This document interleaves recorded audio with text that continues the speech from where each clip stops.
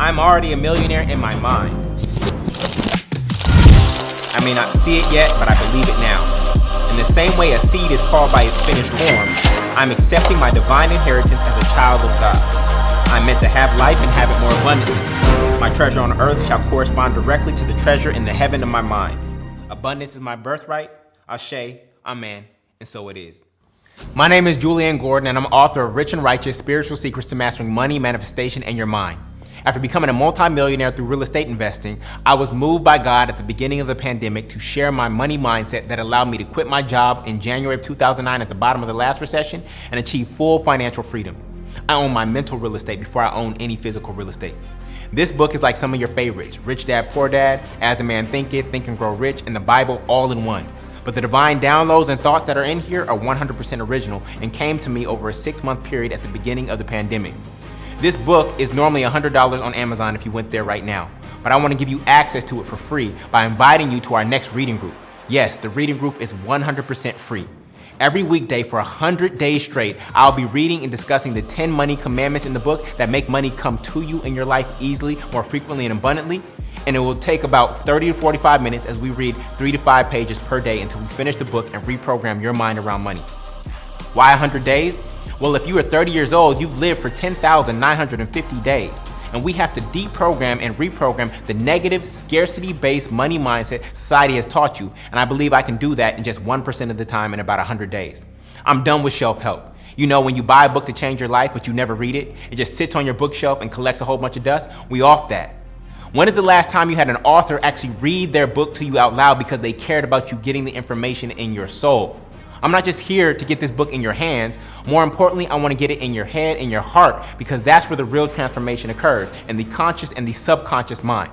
As scripture says, be ye transformed by the renewing of your mind. This is not the type of book that you just read once. To renew the subconscious mind requires repetition over and over and over. So if you joined us last time, I encourage you to join us again. I myself have read this book over 10 times already. So click the link to join our next reading group, and when you sign up, I'm going to give you the first 2 chapters of the book for absolutely free on what is money and abundance is your birthright, so that you can start your journey to a more abundant life today.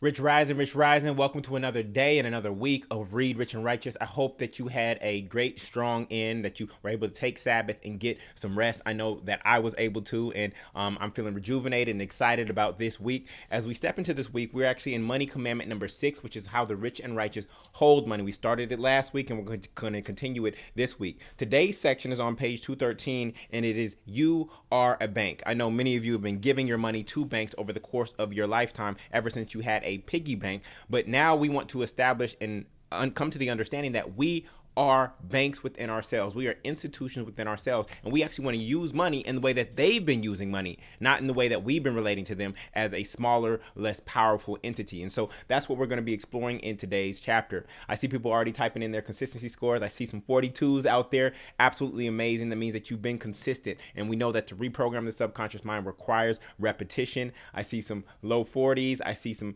30s, I see some 20s, I see some teens, and I see some in the tens places, right? And so we welcome everybody. This is not a comparison, because everybody started this journey at different times, and that's perfectly fine. It's really just for you to track how consistent you've been. Now, if you do want to catch up, you do want to get your consistency score up to where we're at in our readings, there's 72 readings over the course of 100 days. You can go to richrightnow.com, and you can sign up for the challenge for absolutely free, right? And then on the thank you page, you can get the ebook, audiobook, and all of the replays that you've missed, right? So that you can catch up, whether you're listening to them while you're at work, whether you're working out, whether you're doing errands or doing things around the house. You can listen to them and you can catch up. You can get your consistency score up. The recordings or the replays stay up until Sunday of each week, and that's done intentionally to make sure that people don't binge watch. So they come down and then they go into this replay portal that you can get access to when you buy the ebook or you buy physical copies of the book. And so that is there for you. Again, that's richrightnow.com. All right.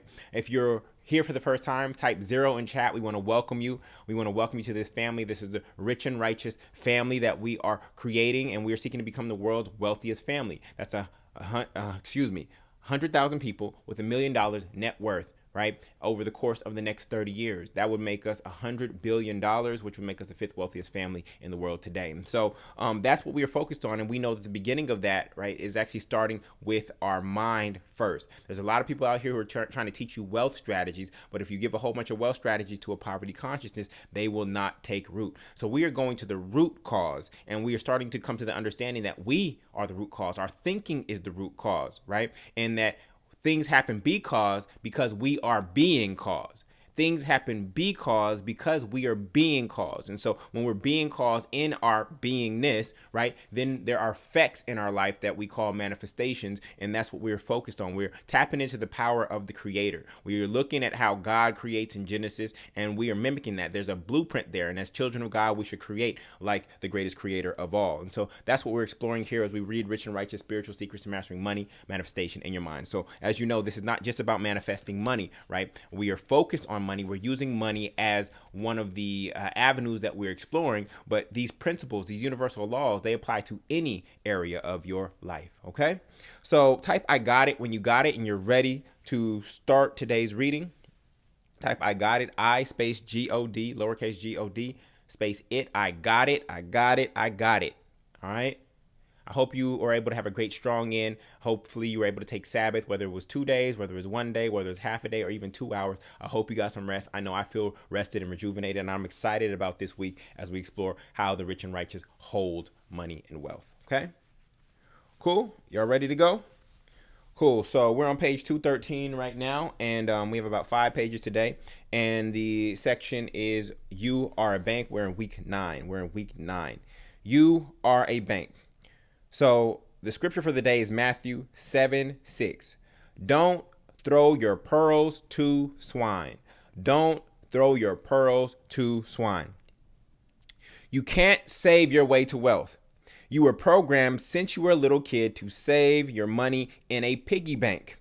Matthew 7:6 explicitly says, don't throw your pearls, which is your money, to swine, which is the banks. Yet that is what we do by default. I don't know what to do with my money, put it in a bank. While it may be safe there and the FDIC insures up to $250,000, that's not where the money is supposed to go. Currency has no current sitting in a bank account, and therefore it cannot increase, okay? Therefore it cannot increase. You know, when you were young, where were you taught to put your money?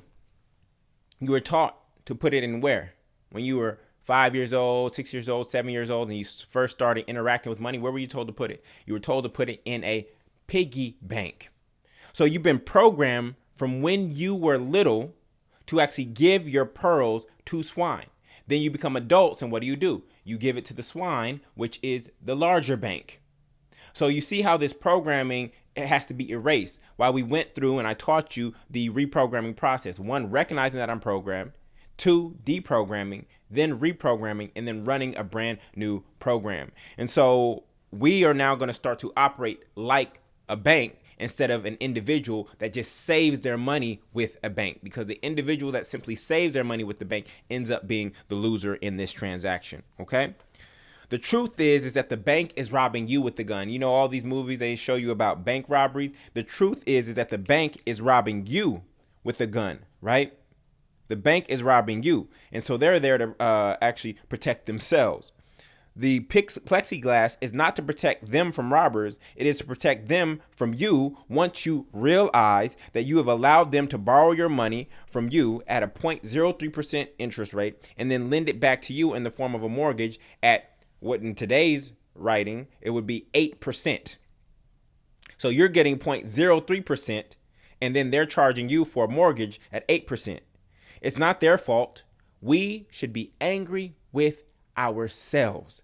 They're charging you, and at the time of this writing, it was 100 times greater, right? They're charging you to borrow money from them at a 100 times greater rate than they were paying you to lend your money, right? To borrow your money, excuse me. So they're charging you 3% for a mortgage at that time, which is one of the historical lows, a 3% for a mortgage, which is great if you are an investor in real estate, right? But then the money that you save there, they're only giving you 0.03%. So they are charging you 100 times more than they were paying you to borrow your money from you. Is this making sense, y'all? Okay. And now that rate is even greater, given that the mortgage interest rates at the time of this reading are upwards of 7 to 8%. Again, it is not their fault. We should be angry at ourselves. We didn't understand money. And because of our lack of understanding of money and because of the programming of put your money in a piggy bank and save it, right? We just followed the program in the blueprint. So they are charging you 100 times more than you are charging them for money. On top of that, due to the fractional reserve banking system and money multiplier, they can multiply what you give them by 10 since they only have to keep 10% on hand for deposits, making their return 1,000 times what you deposited.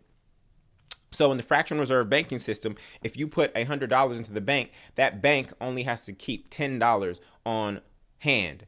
Now they can lend out the other $90, right? And so that allows them to basically multiply what you deposited by 10.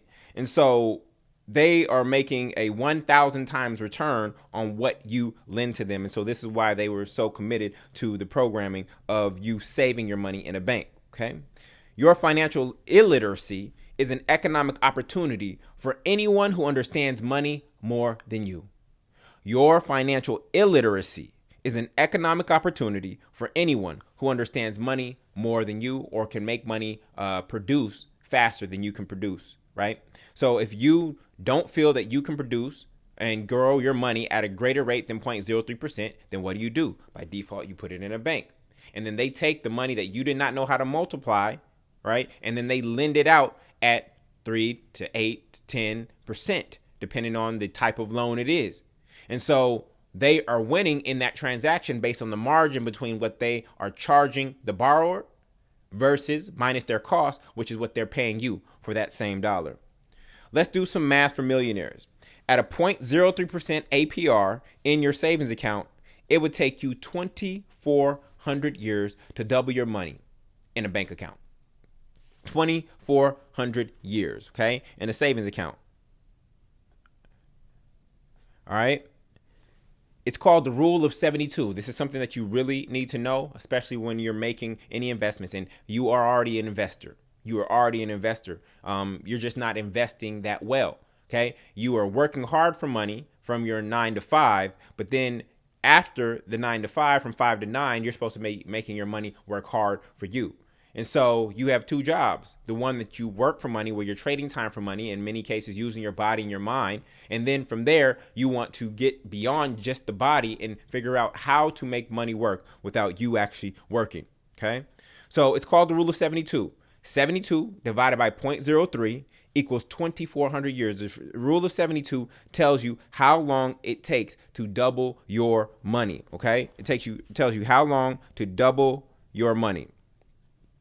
All right. If you are growing your cash at a 12% rate per year through an asset like multifamily real estate investing, which is what I love, which is my favorite asset class, because in addition to the cash on cash return, I also get principal pay down, I also get appreciation, and I also get tax benefits. So the actual rate of return on a real estate transaction that's producing a 12% cash on cash return is more like 24% when you take into account those other factors. All right. So if you have an asset that is producing at a rate of 12% cash on cash return, you take 72 divided by 12. That means that your money is doubling every 6 years instead of every 2,400 years. OK, so a 12% cash on cash returns is 400 times more growth than a 0.03% return in your savings account. 400 times more. So these numbers aren't huge, right? We're not talking like a 50% return. We're just talking about the difference between a 0.03% return and a 12% return. And that's a 400 times greater rate of return. Deuteronomy 28:12 says, "You will lend to many nations, but you will borrow from none." You are not meant to be the borrower. You are a bank. A bank stores deposits like a food bank stores food, a river bank stores soil deposits, and a financial bank stores financial deposits. All right. So you see how it's related to land. You've just been selling or lending your money to bigger banks at a costly discount. You've been lending your money to bigger banks at a costly discount. In the hood, they call that big bank takes little bank. Big bank takes little bank. The bigger banks have been taking your little bank. Okay? Now, when it comes to rate of return, it doesn't matter how little money you have, you still want it to grow. So it's not really around the quantity that you have. It is about the relationship. And right now we're getting bullied by the bigger banks, but it's a bullying that we are allowing. And we are just, instead of the bully even applying pressure, we're literally just going up to the bully and giving them our lunch money every single paycheck. Okay? So it's not an aggressive bully. We are so in fear, right? I guess because back in the day, the Great Depression, the lines at the bank, etc. This is why the FDIC came out with that insurance, etc. Right? We are so in fear of losing our money. We can't store it ourselves. Our house could catch on fire if it was under the mattress and all the money would go, that we just hand over the money to the bully without them having to even bully us. All right. Are you understanding this? So it's big bank take little bank, and we have to change that relationship around. You are being bullied for your lunch money every day. When you deposit money into a bank, it shows up as a loan or liability from you to them on their balance sheet and an asset on your balance sheet. Okay, that's why you see deposits and credit. But if they loan that money back out to you or someone else, they have now converted that money from a liability to an asset for them. You are a lender, but you've been programmed to lend your money in bulk to the banks, which are the lowest paying clients in the entire world. So I lend money to businesses, right? I do B2B loans, and don't ask me for the loans. I have a strict criteria. So I either lend money to businesses or I take equity stakes and now have ownership in those businesses, right? And so I've diversified. Instead of having my money in a savings account where it's only producing 0.03% interest, I actually lend at 8 to 12%, right? Now, those loans have to be collateralized by something in the same way that when a bank is lending to you, it is collateralized not by just you and your habits based on your credit score, but also the asset behind itself. So those contracts have to be written very specifically that if they default on that loan, right, I actually have some collateral to go acquire in exchange for them not paying the loan back. So there are very strict guidelines that I lend by, or I take equity stakes in businesses.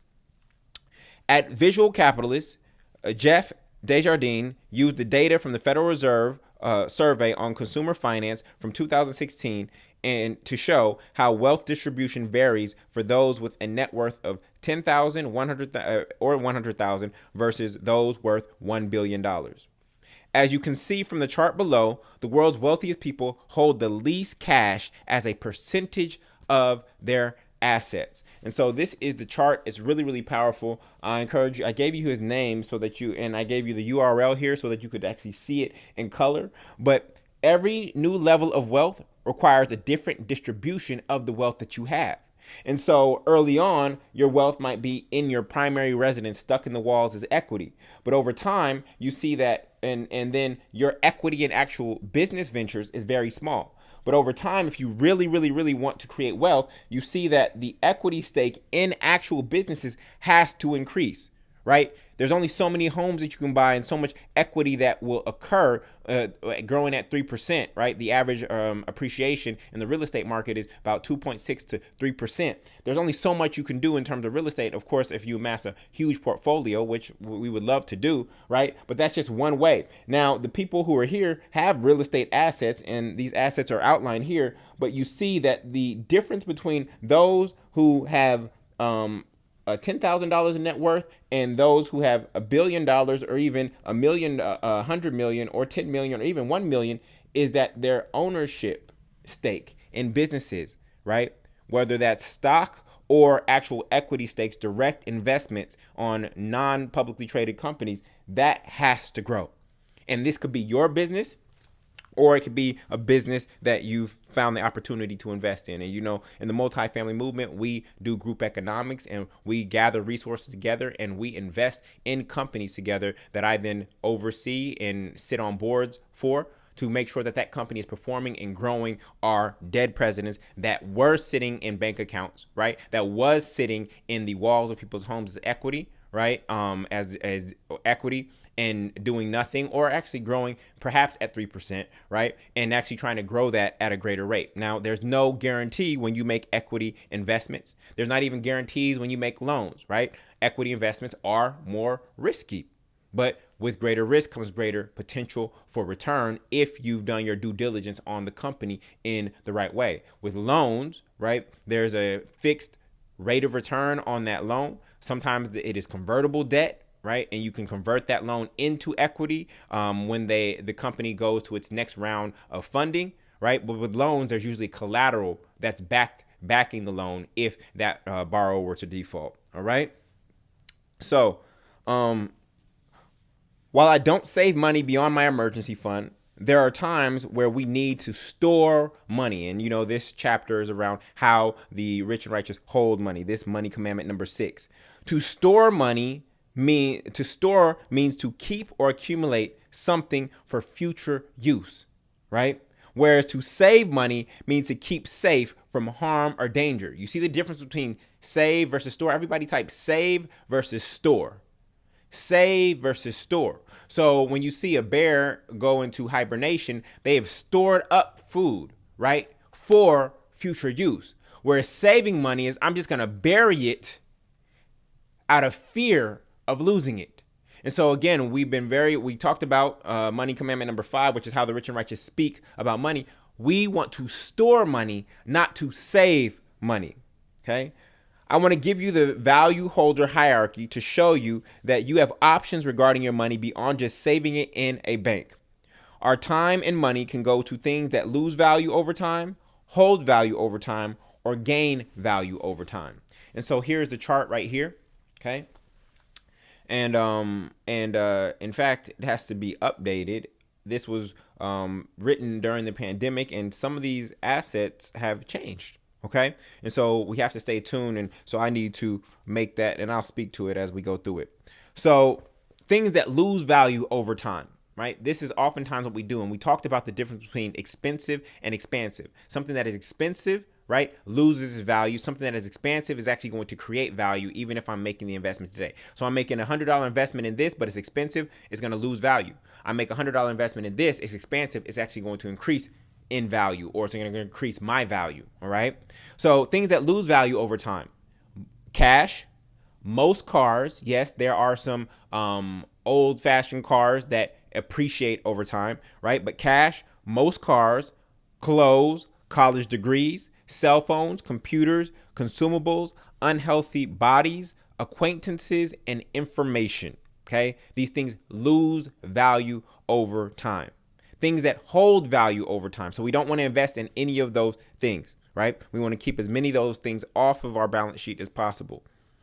Things that hold value over time: land, a healthy body, commodities that don't spoil, friendships, unapplied wisdom. Okay, it holds value, but it's not being used. Term life insurance and single family real estate. Those things tend to hold value, but we don't just want to hold it. We want to expand it.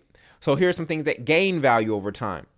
Time gains value over time. So you want to buy time. You literally want to buy time. Okay. A learning mind, multifamily real estate, gold tends to gain value over time. Stocks, whole life insurance, collectibles like art, cards, antiques, certain types of cars, business partnerships, and applied wisdom, right? So these aren't just tangible things, right? When I'm talking about applied wisdom, time, these are not just tangible things. So when we have this, we're trying to hold value for a moment or gain value, we want to eliminate all the things that lose value up here, and we want to put them towards these things here. Okay. We are meant to play hot potato with money. Y'all remember the game hot potato, where you caught the whatever it was and you threw it to somebody else as quickly as possible? You don't want to be holding it for too long. We are meant to play hot potato with money, not to hold money like this and it burn our hand, right? We are meant to pass it on as quickly as possible. It is not meant to be held for long periods of time. We remember, because what is money called? What's another name for money? What's a synonym for money? is currency because it's supposed to have a current. It's supposed to be in motion. It's not supposed to be held, right? We are always seeking to increase the size of our money supply, our personal money supply, the number of streams our money comes through, the yield on our stored money, and ultimately our overall circulation of money in our lives. Okay, so I'm going to repeat those. We are always seeking to increase the size of our money supply. We can do that by improving our credit scores because now I have access to more money, right? Of course, improving our mind, which we're doing right now, which is giving us access to more money than we imagine when we're able to see that money is everywhere, right? Our access to money is being increased. When we know that we bank at Abundant Bank, when we are the child of the CEO, we are the children of the CEO of Abundant Bank, which is God. We are developing our access to more money. So in the spiritual realm, that's how we develop access. In the earthly realm, we develop that access through credit, right? Or improving our credit scores, right? So that we have access to more capitals, also improving relationships. I said business partnerships. There's people I could go borrow money from right now because of who I am, The next thing we're trying to do is the number of streams that our money is coming through. So we never sit, we would not sit on a one-legged chair, right? We want to have multiple streams, right? But as I said before, we want to develop our Nile River first. Some people are trying to develop multiple streams of income when they don't have one strong stream of income yet, right? So we want to develop our Nile first, and then once the Nile is strong and consistent, then we want to branch out and develop multiple streams and diversify then, not diversify at first, okay? Diversifying early on leads you to average results. We do not want average results. We want extraordinary results, okay? Then we want to increase the yield on our money. So right now, if your money's only getting 0.03% in your savings account, there are some easier ways to actually get a greater return. I think Apple came out with a some sort of account that actually pays you about 4%, right? So right then and there, you would get over 100 times greater return on your money if you just switched it from this account to this account. That'd probably take you less than 2 hours to do with a bank transfer, okay? And then ultimately our overall circulation of money in our lives. Remember that in God I trust, and I release, right? So I don't actually possess all of my wealth, right? When I look at my net worth, it's not in my possession right now. Why? Because it's out working for me. Some of you want to keep your employees, which is the dead presidents, you want to keep them with you. This is what makes you feel safe and financially secure. But in order for them to grow, they have to go do work. In order for them to work, they have to leave the house. They have to leave your hands. They have to leave your savings account. Otherwise, they're in jail, right? So that's what we're always seeking to increase as investors. Cash is essentially trash, but there may be moments when you have more than you need and you must still be a good steward of it. You can put your cash into unconscious things that have the potential for growth until you need it for something greater. And what do I mean by unconscious things? These are things that you don't have to think about. So if I go put it in perhaps gold, or if I go put it in the S&P 500 or an index fund or a REIT, right? I don't have to think about it. So I unconsciously leave it there knowing that it'll grow at a 4 to 5 to 6% rate there without me having to do or think about anything. Anything is better than a bank account. The intention here is to at the very least, hold the value, but ideally to increase the value over time. What do I mean by hold the value? When I'm saying hold the value is because one of our biggest enemies is inflation. And if inflation is 8%, right? Meaning that the money supply has increased, especially during COVID, right? The money supply increased. That means the value of this $100 is now only $92. So by just leaving it somewhere and it only growing at 0.03%, but inflation being 8%, my buying power has decreased by $8. And I only got 30 cents off of this? I got 30 cents from the bank, but my buying power went down by $8, right? So this is why we wanted to hold our value so that tomorrow, a year later, 2 years later, it's still at least worth $100, right? In terms of its buying power. Once you've saved your emergency fund, invest everything else. I'll give you a system I developed called the cash flow framework in this chapter's next section. I don't keep a lot of cash beyond my emergency fund. So if y'all want to borrow some money from me, I ain't got no money for you to borrow. Okay. My emergency fund, I don't touch. I hold that in a maximum cash value whole life insurance policy, and the rest of my money is out in the world doing this thing, working for me. Every time I get cash, the goal is to employ it at the highest level possible into an asset as quickly as possible. You want to be asset rich and cash poor. You want to be asset rich and cash poor. Okay. Remember, we talked about the different problems that the rich have. One of the problems that the rich have is having too much cash. And knowing that it's just sitting, knowing that it's losing its value unless they use it. It's useless unless you use it. Money is useless unless you use it. So you want to be asset rich and cash poor. Now, the assets produce cash, right? But then as soon as you get it, you want to find the highest use for it as quickly as possible. It's just a constant fun game to play. Monopoly in real life. Cash poor doesn't mean that you are poor. Okay? Cash poor does not mean that you are poor. It just means that you don't hold a lot of cash. If you ever need cash for any reason, you can always liquidate one of the assets through selling, renting, refinancing, lending, or licensing, right? So we want it to be in the asset. We want the money to be in the asset, actually producing more money. And if I ever need a large amount of cash, I can simply liquidate one of the assets and get the cash within with maximum cash value whole life insurance policy. I can get that money in 24 to 48 hours simply by asking them for a loan against my policy, or I can liquidate a piece of real estate within 30 to 45 days when priced right, or I can do that through a HELOC. If I already have the HELOC established on my primary residence, I can access that cash immediately, right? So there's ways to get cash if I need cash for another deal. I'm not taking cash to buy a liability. It would only be taking cash for another deal. Are you understanding this? Okay.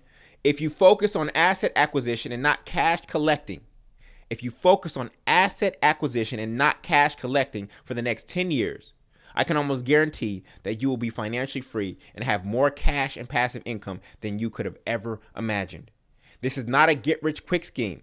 This is a get-rich guaranteed system over time. All right? Over time.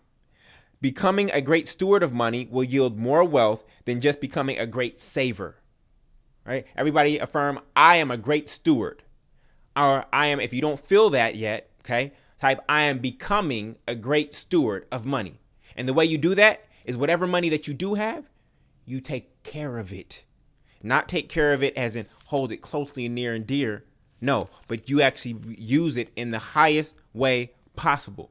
And then what happens is that the creator sees that, oh, they've been a good steward over very little. I'm going to give them some more. Instead of giving them 1 talent, I'm going to give them 2 talents.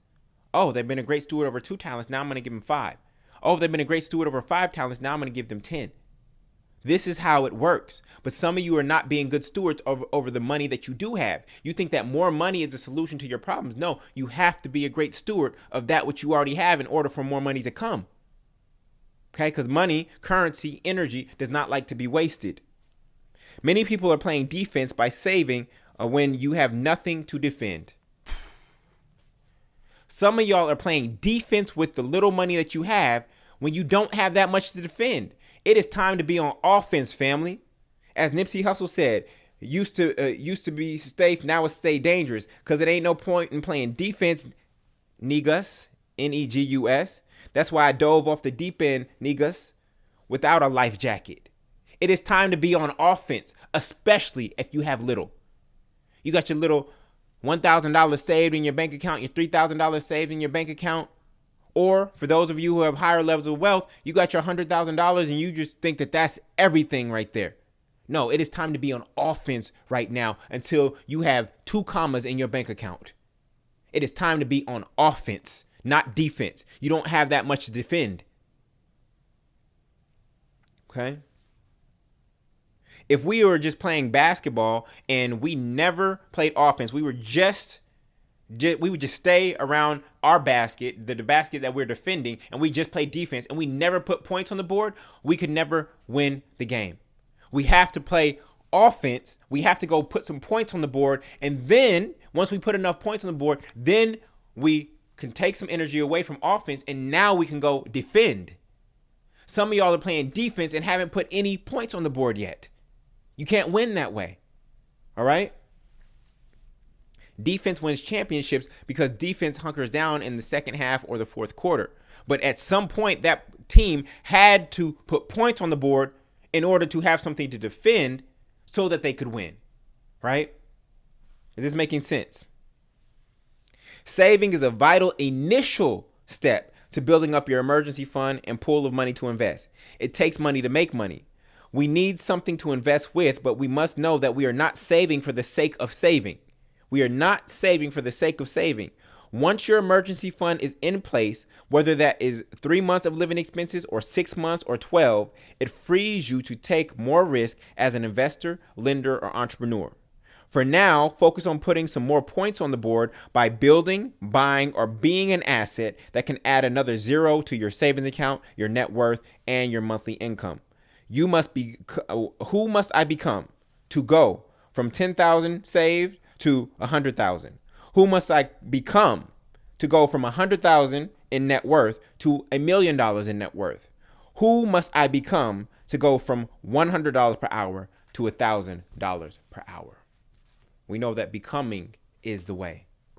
Becoming is the way. Be, do, have. That is the pathway. So who must I become? Not what must I do yet. Not even what must I have to look like I have $1 million in net worth. No. Who must I become?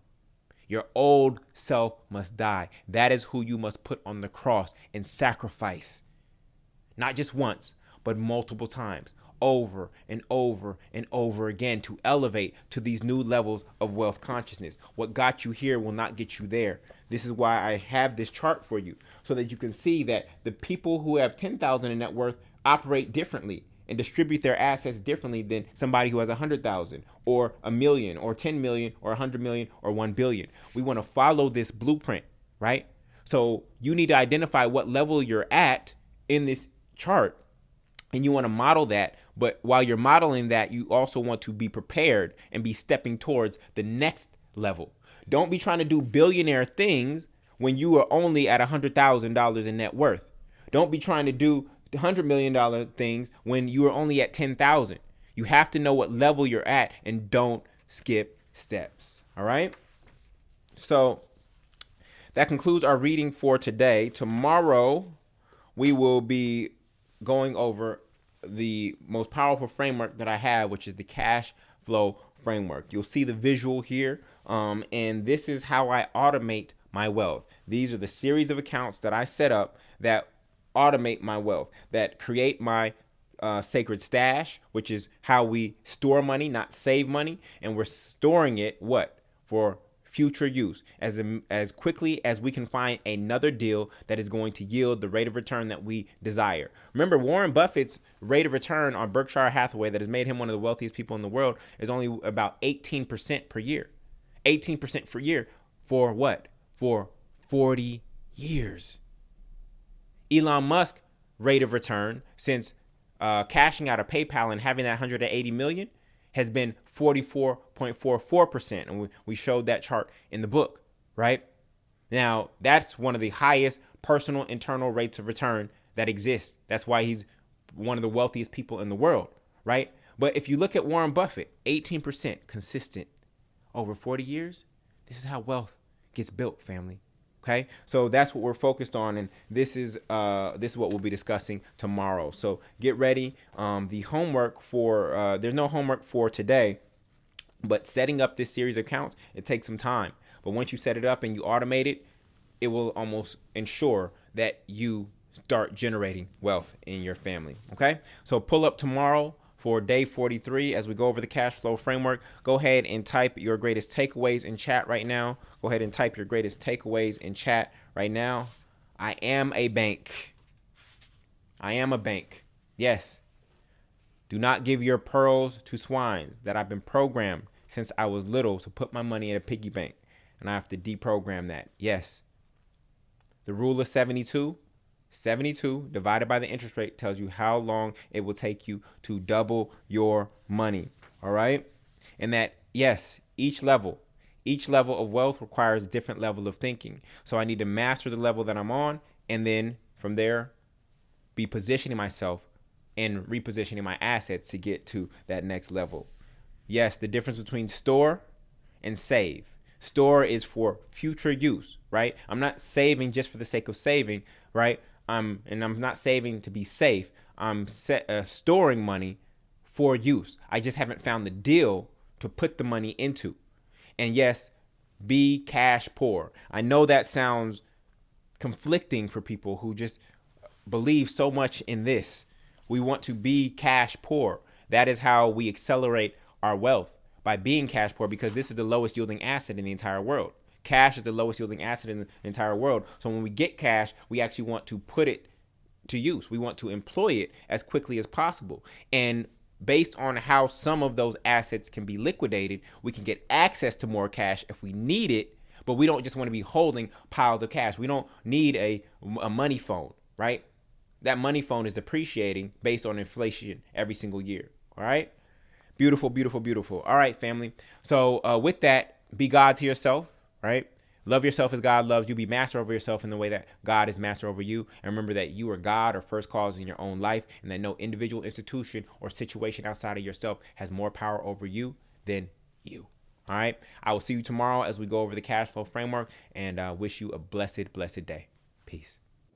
I, Jullien Gordon, with this mortgage, relinquish part of my freedom to psych.